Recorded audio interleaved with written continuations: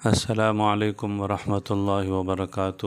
ناظرین، آپ کے سامنے ہیں طائف کے تاریخی مقامات، اور اس وقت ہمارے سامنے ہے مسجد المدہون، اور یہ دوسری مسجد ہمارے سامنے آ رہی ہے۔ اس مسجد کا نام ہے مسجد القوع، اس کا نام مسجد الموقف بھی ہے، اور یہ بالکل باغات کے بیچ میں ایک مسجد نظر آ رہی ہے۔ اس مسجد کا نام ہے مسجد عداس رضی اللہ عنہ۔ مسجد عداس کی تاریخ اور اس کے پس منظر کے بارے میں ہم ایک ویڈیو میں گفتگو کر چکے ہیں۔ آج کی اس ویڈیو میں ہم ان دو مسجدوں کا تعارف کرائیں گے۔ مسجد القوع، یہ دیکھیں پہاڑ کے دامن میں ہے مسجد القوع۔ اس مسجد کا نام مسجد الموقف بھی ہے، اور دوسری مسجد ہے مسجد المدہون، یہ بھی پہاڑ کے دامن میں ہے۔ یہ اس وقت ہمارے سامنے یہ مسجد ہے مسجد القوع، اور اس کے دائیں جانب جو مسجد ہے پہاڑ کے دامن میں، اس مسجد کا نام ہے مسجد المدہون۔ یہ دیکھیں اب دونوں مسجدیں اور ان کا محل وقوع نظر آ رہا ہے، اور اب تینوں مسجدیں نظر آ رہی ہیں۔ بیچ میں مسجد العداس رضی اللہ تعالی عنہ، باغات کے بالکل بیچ میں، اور دائیں جانب مسجد المدہون، اور یہ بائیں جانب پہاڑ کے دامن میں ہے مسجد القوع۔ مسجد القوع، اس مسجد کی مختلف زمانوں میں تعمیر ہوتی رہی ہے۔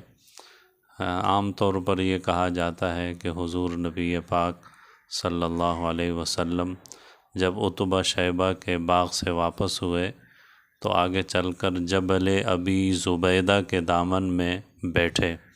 اس جگہ پر ایک مسجد بنائی گئی، چنانچہ آج کل جو اس مسجد کے باہر کتبہ لکھا ہوا ہے اس میں بھی یہی لکھا ہوا ہے، اور یہ پیچھے جو پہاڑ نظر آ رہا ہے اس پہاڑ کا نام ہے جبل ابو زبیدہ۔ اس مسجد میں آج کل جدید انداز سے تھوڑی سی ترمیم کر کے اس کی تعمیر کی گئی ہے، اور عام طور پر اس مسجد کو بند رکھا جاتا ہے، واللہ عالم کیوں۔ پہلے جب ہم یہاں آتے تھے کئی مرتبہ ہم حاضر ہوئے الحمدللہ، تو یہ مسجد کھلی تھی اور ہم نے اس مسجد میں نماز بھی پڑھی، اور کئی مرتبہ الحمدللہ یہاں پر ہمیں آنے کی سعادت ملی۔ یہ 2009 کے مناظر ہیں جب یہ مسجد کھلی تھی، اور اس وقت ہم نے یہاں نماز پڑھے تھے، اور پرانا کتبہ جو اس مسجد پر لکھا گیا تھا اس میں مسجد القوع کا نام مسجد الموقف بھی رکھا گیا ہے کہ حضور نبی پاک صلی اللہ علیہ وسلم یہاں ٹھہرے تھے۔ دوسری مسجد ہے مسجد المدہون، اس مسجد کا نام مسجد القنطرہ بھی ہے۔ یہ دیکھیں مسجد المدہون، مسجد القنطرہ۔ آج کل بھی اس کے باہر یہ کتبہ لگایا گیا ہے، اور اس پر بھی وہ بورڈ لگایا گیا ہے کہ یہ قدیم ثقافت اور قدیم آثار میں سے ہے۔ یہ اس مسجد کا بیرونی منظر ہے، آج کل اس کے باہر جنگلہ لگا ہے۔ پہلے زمانے میں یہاں ہم آتے تھے تو مسجد کھلی ہوتی تھی۔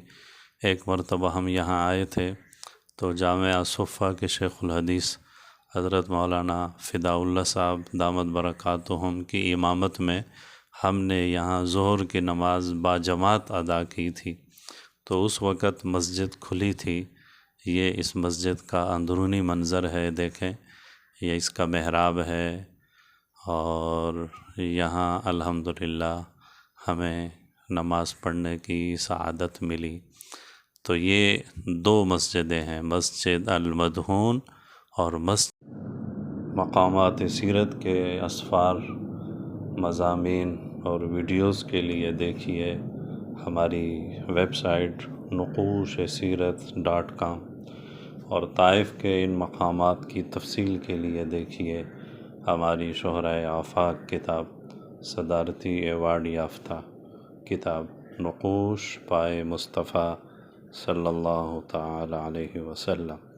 السلام علیکم ورحمۃ اللہ وبرکاتہ۔